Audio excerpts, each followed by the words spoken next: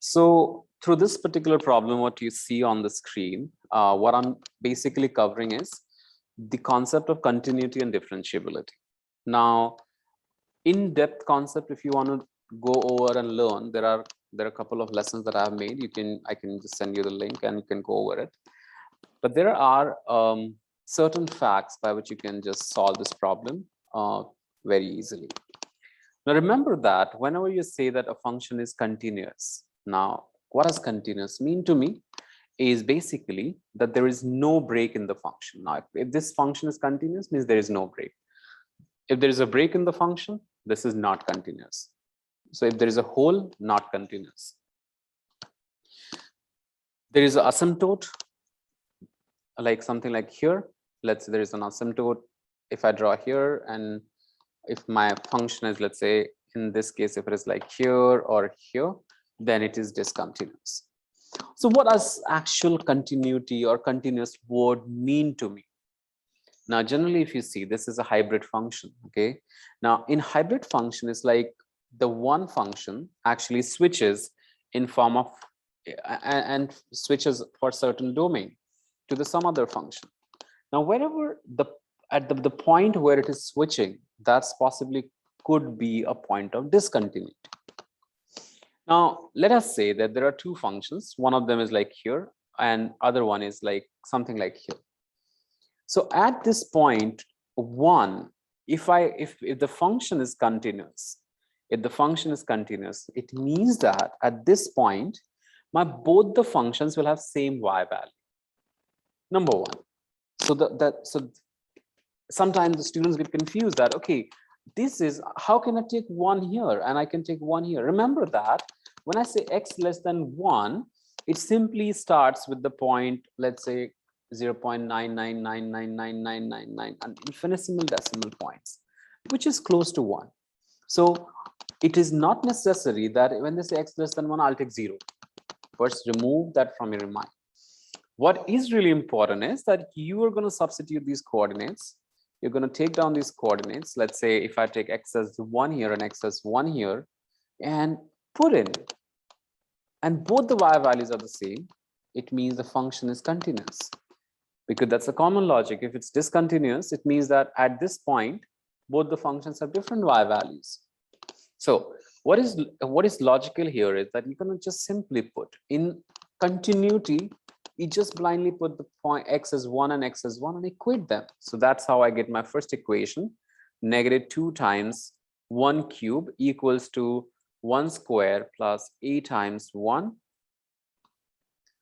A times 1 here and times a times 1 plus b. So what you get is basically -2 equals to 1 plus a plus b. So what you get is basically you get the first equation as a plus b equals to -3. A plus b is -3. So that's my first equation. Now, second thing is that differentiability. Now, what does differentiability word mean to us? Now, differentiability actually word is derived from the limits concept. If you look at a simple concept is that if I'm finding out the derivative at a point slightly bit lower or slightly bit higher than a fixed point. So here, if I look at the slope, and here, if I look at the slope, at both the points, at this point in the vicinity, the slopes must be the same. Now, for example, if my function is something like here, if this is like the function. Now here at 0, if I go slight a bit 0, my slope become 1. Assume that this is y equals to mod x graph. Here the slope is 1, and here the slope is -1. So just because the function is continuous, let's say when I say limit x tending to, in this case for the mod function, if x tending to 0 positive for mod x function, it is this value of this is, I mean the slope of this basically, I mean here it is, I'm just putting dash here to show the slope, it is negative, a positive one. And when I take the slope on the just to the left hand side of 0, which is like slightly bit lower than 0, and I find the slope at that point is -1. You can clearly see slope of this line is -1. So this is discrepancy. This is called as the non-differentiability. So when the function is differentiable, the logic is that you're climbing a mountain, and suddenly at a point, slope changes from one point to the other point, That is not possible. If you logically think you're climbing a smooth mountain where the slope gradually might change at every point, but close to a fixed point, it shouldn't change drastically. Like suddenly, like it's like you're going on a smooth curve and suddenly there is an abrupt jump. So that is not possible. And how do I sum it up? Very simple. You just do the derivative of these two expressions. You don't need to worry about. So you'll get negative 6x squared equals, and here it is 2x plus a. And then you're going to plug x as, once again, 1 here. Okay, actually don't put 1, you put close to 1, you put like 0.9999 one side and you put like 1.0000 other side.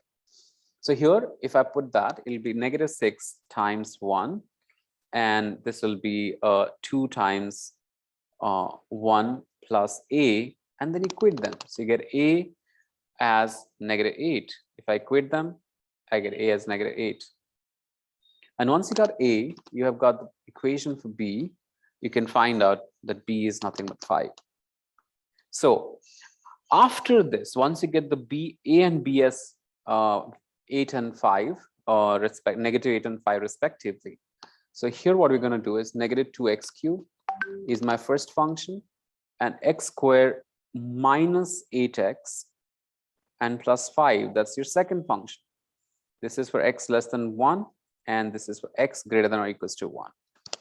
So what you're going to do is, when you're finding the range of this function, you got to be very careful. Now, okay, so how does my negative 2x cubed look like? So if I look at x as 1 here, x is 1, negative 2. So 2x cubed curve is something like this. This is 2x cubed curve, and negative 2x cubed will be exact opposite. So it's like this. So here. So now the thing is that, let's say what they have given to us is that this curve is valid only from x less than 1. So what I'm doing is I'm taking x less than 1 here. This is 1, and this is 0. Pardon, this is 0. 0, and this is just giving a little bit of trouble. This is 0 here. It passes through 0. Assume this is, or the y-axis is here. And now at 1, when I look at the value of the slope is negative 2. The value of the slope is negative 2. And now after this, what we got to do is we got to find out what's the y value when x is greater than or equals to 1. So in this case, if I look at this is now a happy phase graph. So I got to just do some more work. You got to find out the vertex. Where is the vertex? I'm going to do x is negative b over 2a. So if I do negative b over 2a here, I'm going to get the vertex at 8 upon 2 times 1, which is at 4. So it means that the minimum of this quadratic is occurring at 4. So somewhere here, out here. So if I have 4, this is out here. So in this case, if I sketch the graph, my graph will be something like, plug x as 4 here now to get the y coordinate. So 16 minus 16 will be negative 16, plus 5 will be negative 11. So this goes all the way until negative 11 and then comes up. So this will be the graph that we have at this point. So this is here is negative 11, and this is negative 11. And of course, you can see the range is nothing but y greater than negative 11. So that's what is so specific about this question.